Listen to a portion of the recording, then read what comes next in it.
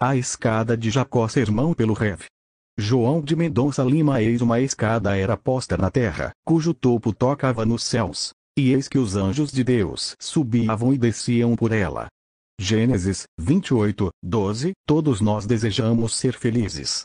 Não há homem algum que não anseie pela felicidade. Sobre isso ninguém tem dúvidas. As divergências começam quando se trata de definir o que é a felicidade. Cada um tem o seu conceito próprio a respeito. De um modo geral, para a grande maioria, ela consiste na abundância dos bens materiais, riqueza, honrarias, posições de mando e saúde. Essas coisas, entretanto, são, quando muito, complementos da felicidade, mas não constituem, por si só, a felicidade propriamente dita. Esta só se encontra na paz interna, sem a qual os bens terrenos, por mais abundantes e variados que sejam, não nos podem dar a verdadeira felicidade. É por isso que vemos tantas pessoas ricas queixando-se de sua infelicidade. É por isso que tantos homens poderosos, grandes chefes de Estado, grandes guerreiros, magnatas da indústria e do comércio, têm vivido profundamente infelizes não obstante todo o seu poderio.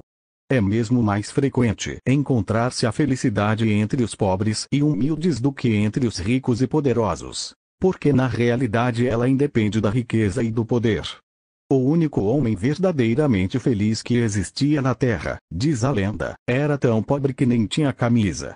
A desventura do rico e poderoso é muito mais profunda e pungente do que a do pobre humilde. Este, em geral, se conforma com a sua miserabilidade, enquanto que aquele se revolta por não conseguir a felicidade, mesmo tendo fartura de meios para conquistá-la. A riqueza e o poder agravam a desventura do homem infeliz, dando-lhe uma impressão mais viva de sua impotência para evitar o sofrimento. Além disso, os ricos e poderosos, fazendo, frequentemente, um mau uso dos dons recebidos, sofrem as consequências de seus erros, que são muito mais nocivos à sociedade do que os erros dos desválidos. A paz interna, fonte única da verdadeira felicidade, só se obtém pela vitória na luta contra os nossos males, isto é, quando os nossos maus sentimentos foram subjugados e substituídos pelos sentimentos bons que lhes são opostos. A inquietação, o desassossego, o mal-estar interno que não nos deixam gozar plenamente os prazeres que a abundância dos bens naturais põe à nossa disposição, tem sua origem nos males de nosso coração. São os maus sentimentos, o egoísmo, o orgulho, a vaidade, o ódio, a inveja, a cobiça, o despeito, a impiedade, a preguiça, a crueldade, etc., que impedem que nos sintamos tranquilos, satisfeitos, felizes. E, pois, combatendo os nossos maus sentimentos, que marcharemos para a conquista da verdadeira felicidade. Ela só pode ser alcançada pela regeneração. É o prêmio que o Senhor nos dá pelos esforços despendidos na luta persistente contra as más paixões. A felicidade, o bem supremo a que aspiramos e a que temos incontestável direito, porque fomos criados para ser felizes, não podendo ser alcançada senão pela regeneração, segue-se que esta é a obra a que devemos dedicar todos os nossos esforços e toda a nossa atenção. A ela está ligado todo o nosso interesse. A ela devemos consagrar todas as atividades de nosso entendimento e de nossa vontade. Para isso temos que começar por saber o que é a regeneração, e depois quais os meios a empregar para realizá-la e como empregar esses meios. A regeneração, como a própria etimologia da palavra indica, é uma nova geração de nosso ser espiritual, uma nova formação de nossa vontade e de nosso entendimento, de acordo com as leis da ordem divina. A vontade antiga, a vontade hereditária com a qual nascemos, é inteiramente corrupta. Daí a necessidade de ser criada, para substituí-la, uma nova vontade pura e boa. A criação dessa nova vontade não é, porém, obra que possamos realizar. Está muito acima de nossas possibilidades. Só o Senhor tem poder para fazê-la. Sendo assim, parece então que nada mais temos a fazer do que cruzar os braços e aguardar que Ele nos regenere. Porém, muito ao contrário de uma atitude passiva, o que é indispensável, de nossa parte, é uma ação constante e decisiva, porque o Senhor, cujo poder é a única força capaz de realizá-la, não o pode fazer, entretanto, sem o nosso assentimento e sem a nossa cooperação. É preciso que queiramos realmente nos regenerar. É preciso que nos esforcemos para isso, porque só assim o Senhor pode criar em nós uma vontade nova sem violar o nosso livre-arbítrio, sem destruir a nossa personalidade. Que meios empregaremos para dar ao Senhor a possibilidade de nos regenerar? Esses meios são as verdades que Ele nos oferece em Sua palavra. São as verdades que nos fazem ver a natureza má de nossos sentimentos, são as verdades que nos mostram como combater esses sentimentos, são as verdades que nos apontam o caminho do bem. O primeiro passo, portanto, no caminho do bem é procurar a verdade, e procurá-la na sua verdadeira fonte, que é a palavra do Senhor. Providencialmente, desde que começamos a fazer uso da razão, nos vão sendo ministrados conhecimentos da verdade. Esses conhecimentos vão sendo armazenados em nossa memória, na memória de nosso homem externo, para serem utilizados oportunamente. Mais tarde acrescentaremos a esses conhecimentos recebidos por intermédio de nossos pais e de nossos mestres, novos conhecimentos por nós mesmos, auridos diretamente na palavra.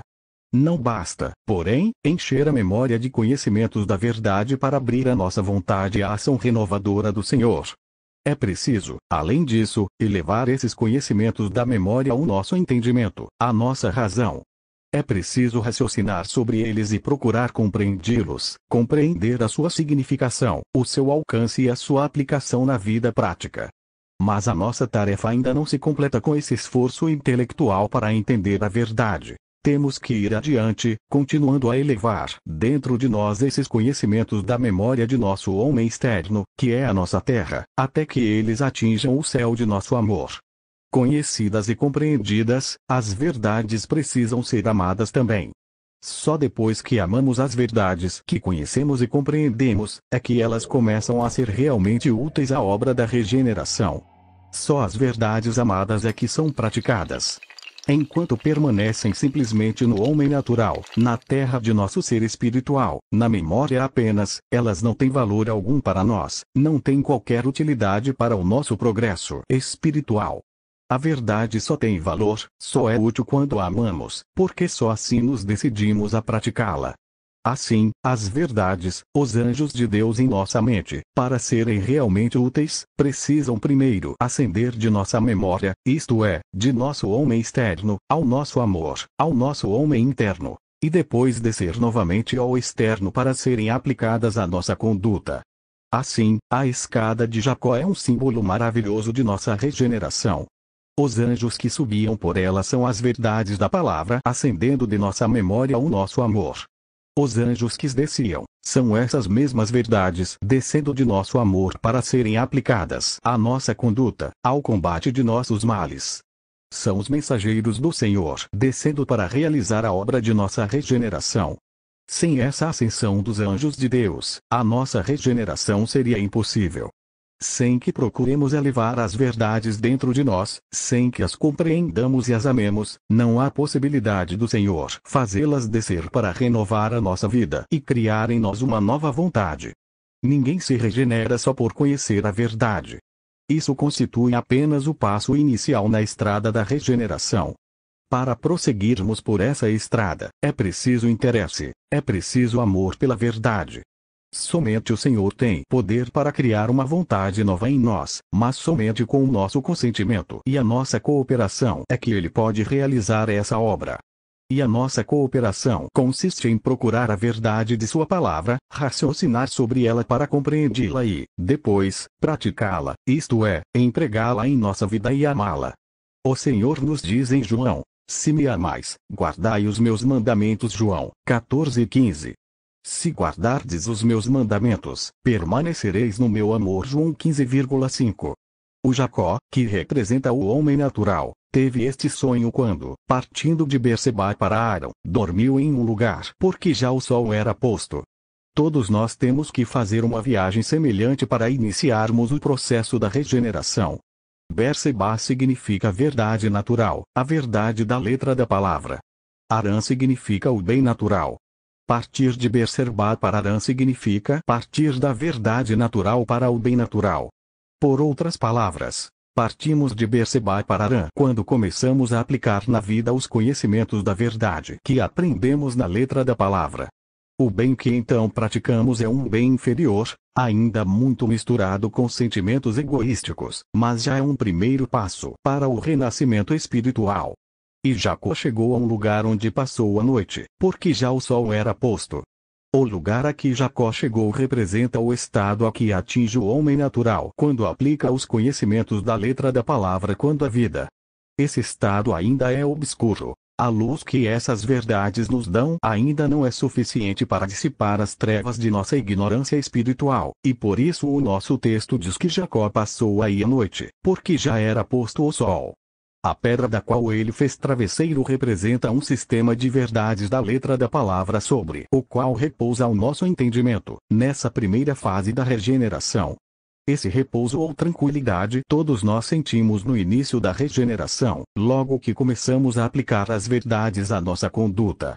Todo homem natural sente-se satisfeito e tranquilo quando cumpre os seus deveres, obedecendo à letra dos mandamentos. A intranquilidade, o desassossego e as lutas vêm depois quando surgem as tentações espirituais na segunda fase da regeneração. O conhecimento da verdade, a princípio, nos dá muita alegria e segurança. Quando, porém, ela começa a descobrir os nossos erros e males, essa alegria e segurança desaparecem, porque os nossos maus sentimentos se levantam para combater a verdade que os condena. Começam então as tentações, os combates espirituais, sem os quais não há possibilidade de regeneração. Jacó, repousando neste lugar, estava ainda nesse estado de tranquilidade que precede as lutas da regeneração. É nesse estado que ele tem o sonho da escada com os anjos subindo e descendo. Este sonho é uma antevisão, uma profecia da regeneração que deve vir em seguida. E é também um símbolo da forma por que ela se processa. É no estado de tranquilidade resultante do cumprimento do dever, da aplicação dos mandamentos à vida, que temos a antevisão de nosso renascimento espiritual, e nos é revelado o processo de sua execução. A escada significa a comunicação entre o nosso externo e o nosso interno, entre a nossa terra e o nosso céu.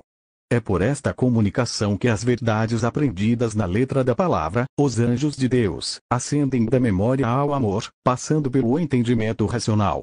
É por essa mesma comunicação que as verdades compreendidas racionalmente e amadas, descerão como princípios de vida para completar, no homem externo, a obra de nossa renovação espiritual. E o Senhor está em cima dessa escada, cujo topo toca o céu de nosso homem espiritual, o íntimo de nosso ser, onde o Senhor habita em nós. É nesse íntimo que se encontram as relíquias celestiais com que o Senhor nos dotou na primeira infância. É daí, desse íntimo, e é por meio dessas relíquias que o Senhor dirige e efetua a obra de nossa regeneração. Quando essa obra se realiza, o Senhor se revela a nós como o Deus de Abraão e o Deus de Isaac, isto é, como divino amor e divina sabedoria.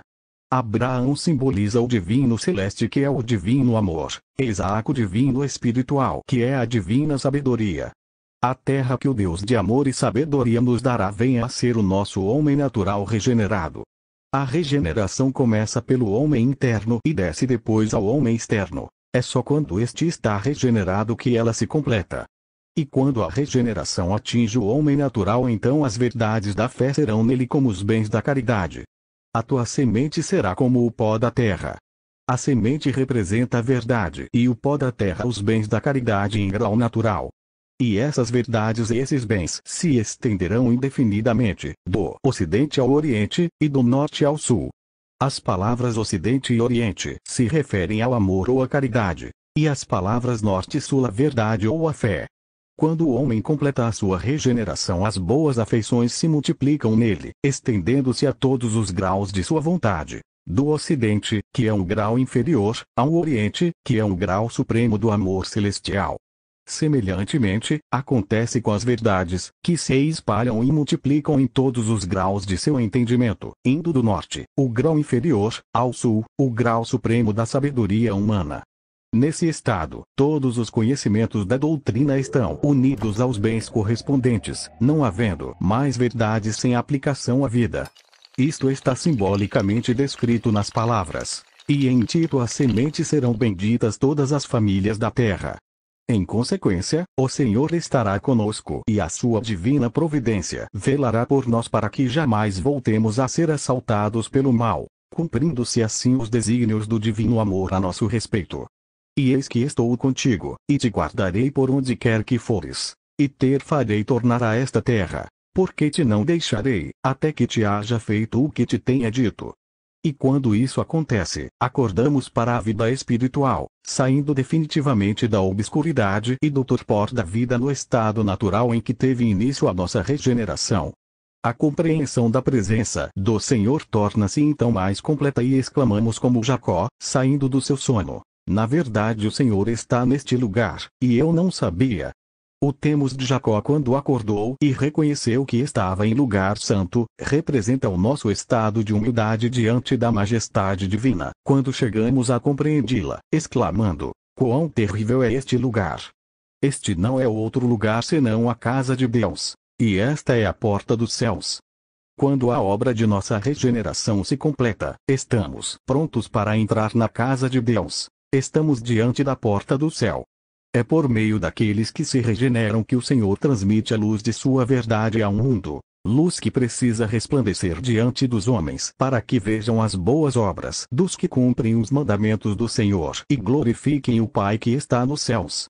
Em conclusão, a obra suprema de toda a nossa vida, a obra pela qual nos preparamos para ingressar no reino de Deus, onde gozaremos a bem-aventurança eterna a que Ele nos destinou, a obra que nos trará a paz interna e a verdadeira felicidade, a obra, enfim, de nossa regeneração, é inteiramente realizada pelo Senhor, quando procuramos a verdade em Sua palavra e na doutrina celeste que Ele deu à Sua nova igreja, e nos esforçamos por aplicá-la à nossa vida no mundo. O Senhor dirige e executa a renovação de nosso ser espiritual sempre que fazemos com que as verdades recebidas na memória ascendam à nossa mente racional e daí subam ao nosso amor, de onde o Senhor as fará descer, como princípios de vida, aos atos de nossa conduta externa, subindo e descendo como os anjos da escada de Jacó, a escada que estabelece a comunicação entre o nosso externo e o nosso interno, por onde nos vem a vida que recebemos do Senhor. Eis uma escada que era posta na terra, cujo topo tocava os céus, e eis que os anjos de Deus subiam e desciam por ela. Amém. Primeira lição. Gênesis 28, 10, 17. Segunda lição. Mateus 5, 13, 16.